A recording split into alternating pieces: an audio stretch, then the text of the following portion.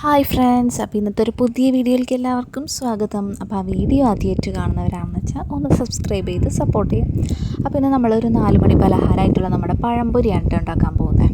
അപ്പോൾ പഴംപൊരി എന്ന് പറയുന്നത് നമുക്ക് പെട്ടെന്ന് എളുപ്പത്തിൽ ഉണ്ടാക്കാൻ പറ്റുന്ന ഒരു സംഭവമാണ്. അപ്പോൾ നമ്മുടെ വീട്ടിൽ മൈദയും അതുപോലെ തന്നെ പഴമൊക്കെ ഉണ്ടെങ്കിൽ വല്ല ഗസ്റ്റ് വന്നാലോ അല്ലെങ്കിൽ നമുക്ക് തന്നെ ഒരു 4 മണി പലഹാരമായിട്ട് പെട്ടെന്ന് ഉണ്ടാക്കി കഴിക്കാൻ പറ്റുന്ന ഒരു സംഭവമാണ് നമ്മുടെ പഴംപൊരി. അങ്ങനെ നമ്മൾ ആവശ്യത്തിനുള്ള മൈദ എടുത്തിട്ടുണ്ട്. അതിന് ശേഷം കുറച്ച് ഉപ്പും പൊടിയും കൂടെ ചേർത്ത് കൊടുത്തിട്ടുണ്ട് കേട്ടോ. ഇനി നമുക്കിതിലേക്ക് ആവശ്യത്തിന് കളറിന് വേണ്ടിയിട്ട് മഞ്ഞൾപ്പൊടി ചേർത്ത് കൊടുക്കാം കേട്ടോ. നമുക്ക് അധികം മഞ്ഞൾപ്പൊടി വേണ്ട, കുറേ ആകുമ്പോൾ മഞ്ഞൾപ്പൊടിയുടെ കുത്തൊക്കെ എടുക്കാനുള്ള ചാൻസ് ഉണ്ട്. അപ്പോൾ ഒരു നുള്ള് മഞ്ഞൾപ്പൊടി ആ കളറിന് വേണ്ടിയിട്ട് ഒന്ന് ഇട്ട് കൊടുക്കാം. പോരായ്ക ഉണ്ടെങ്കിൽ നമുക്ക് മിക്സ് ചെയ്യുമ്പോൾ കുറച്ചും കൂടി ചേർത്ത് കൊടുക്കാം. അപ്പോൾ നമ്മുടെ മഞ്ഞൾപ്പൊടിയും കൂടി ചേർത്ത് കൊടുത്ത് കുറച്ച് വെള്ളം ഒഴിച്ച് നല്ലപോലെ ഒന്ന് മിക്സ് ചെയ്തെടുക്കാം കേട്ടോ. വെള്ളം നമ്മൾ കൂടാതെ ശ്രദ്ധിക്കണം, എന്നാലും നമ്മുടെ പഴത്തുമ്മ ശരിക്കും ആ ഒരു മാവ് പിടിക്കുകയുള്ളൂ. അപ്പോൾ അതുകൊണ്ട് തന്നെ വെള്ളം കുറേശ്ശെ ഒഴിച്ചിട്ട് വേണം നമ്മളെപ്പോഴും മാവ് മിക്സ് ചെയ്യാനായിട്ട്.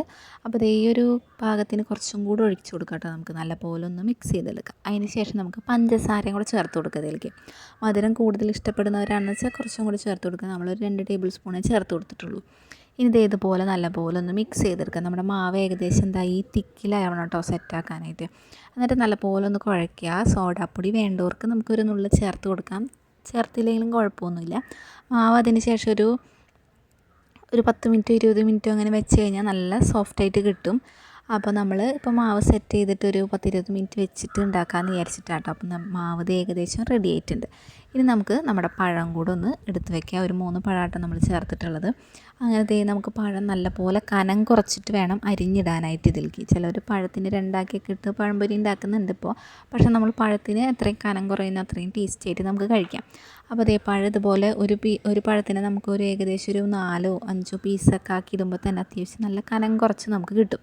ഇത് പിന്നെ ചെറിയ പഴമായതുകൊണ്ട് തന്നെ നമ്മൾ പകുതിയാക്കുന്നില്ല, കറക്റ്റ് ആ ഷേപ്പിൽ തന്നെ മുറിച്ചെടുക്കാം കേട്ടോ. അതിനുശേഷം നമ്മുടെ ഈ മാവിലേക്ക് ഇട്ട് കൊടുത്ത് നല്ലപോലെ ഒന്ന് മിക്സ് ചെയ്തെടുക്കാം നമുക്ക്. അതിനുശേഷം നമുക്ക് വറുക്കാനായിട്ട് വെക്കാം.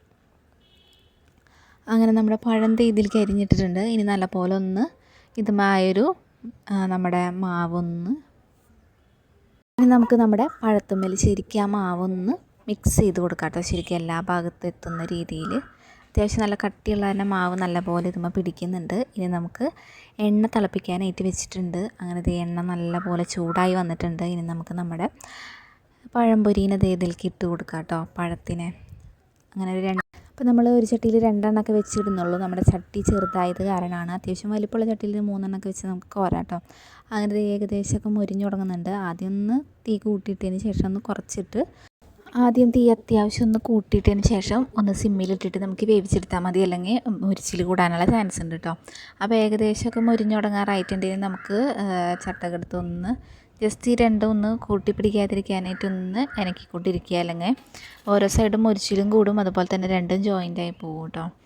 അപ്പോൾ അതുകൊണ്ട് ചെറുതായിട്ടൊന്ന് ആ ഒരു ഒട്ടിപ്പിടിച്ച ഭാഗം ഒന്ന് ജസ്റ്റ് ഒന്ന് ഇണക്കി വിടിയിച്ച് കൊടുത്തു കഴിഞ്ഞാൽ കുഴപ്പമില്ല, രണ്ടും സെപ്പറേറ്റ് ആയിക്കോളും. അങ്ങനെ ഏകദേശം ഒന്നും മുരിഞ്ഞിട്ടുണ്ട്. ഇനി മറിച്ചിട്ട് കൊടുക്കാം കേട്ടോ. മൈദയിൽ നമ്മൾ ചിലർ അരിപ്പൊടിയൊക്കെ ചേർക്കുന്നുണ്ട്, പക്ഷേ നമുക്ക് അരിപ്പൊടി ചേർത്തില്ലെങ്കിലും കുഴപ്പമൊന്നുമില്ല. അത്യാവശ്യം നല്ല ടേസ്റ്റിൽ തന്നെ നമുക്ക് കിട്ടും. ഇനി നമുക്ക് അടുത്തതും കൂടെ ഒന്ന് മറിച്ചിട്ട് മൊരിച്ചെടുക്കാം കേട്ടോ. അധികം മൊരിച്ചിൽ കൂടാതിരിക്കാൻ ശ്രദ്ധിക്കണം, അല്ലെങ്കിൽ കരിഞ്ഞ അടിയിൽ പിടിക്കാനുള്ള ചാൻസ് ഉണ്ട്. അപ്പോൾ ഇനി സിമ്മിൽ തന്നെ ഇട്ട് നല്ലപോലെ ഒന്ന് വേവിച്ചെടുത്താൽ മതി കേട്ടോ. അങ്ങനെ ഏകദേശമൊക്കെ നമ്മുടെ പഴംപൊരി റെഡി ആയിക്കൊണ്ടിരിക്കുകയാണ്. ഇനി മൊരിച്ചിലൊന്നും കൂടെ ഒന്ന് സെറ്റായി കഴിഞ്ഞാൽ നമുക്കിത് മാറ്റാം. അങ്ങനെ നമ്മുടെ ചെറിയ ചട്ടിയാനാട്ടോ 2 എണ്ണം കിട്ടുക. വലിയ ചട്ടിയൊക്കെ ആണെന്ന് വെച്ചാൽ 2-3 എണ്ണമൊക്കെ നമുക്ക് ഒരുമിച്ചൊക്കെ ഇട്ട് വറുത്തെടുക്കാം. അപ്പോൾ ഈസി ആയിട്ട് ഉണ്ടാക്കാൻ പറ്റുന്ന ഒരു 4 മണി പലഹാരമാണ്. നമ്മുടെ വീട്ടിൽ മൈദ ഉണ്ടോ പഴം ഉണ്ടോ എങ്കിൽ നമുക്ക് സിമ്പിളായിട്ട് ഉണ്ടാക്കിയെടുക്കാൻ പറ്റുന്നതാണ്. അങ്ങനെ ഏകദേശം നമ്മുടെ മാവൊക്കെ കഴിഞ്ഞ് തുടങ്ങാറായിട്ടുണ്ട് കേട്ടോ. അത്യാവശ്യം കുറേ എണ്ണം വറുത്ത് കോരിയിട്ടുണ്ട്. എണ്ണ അത്യാവശ്യം ഒന്ന് പിടിക്കാതിരിക്കാനായിട്ട് ഒരു ടിഷ്യൂ ഒക്കെ ഇട്ടിട്ട് നമുക്ക് അതിലേക്ക് ഇട്ട് കൊടുത്താൽ മതി കേട്ടോ.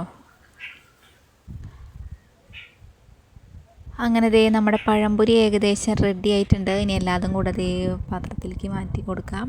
അങ്ങനെ ഇതാട്ടോ നമ്മുടെ പഴംപൊരി. എല്ലാം നല്ല അടിപൊളിയായിട്ടുണ്ട്. നമ്മൾ ചൂടാറിയിട്ട് കഴിക്കാമെന്ന് വെച്ചാൽ നല്ല സോഫ്റ്റായിട്ട് തന്നെ കിട്ടും. അപ്പോൾ എല്ലാവർക്കും എൻ്റെ വീഡിയോ ഇഷ്ടപ്പെട്ടാൽ ഒന്ന് സബ്സ്ക്രൈബ് ചെയ്ത് സപ്പോർട്ട് ചെയ്യാം.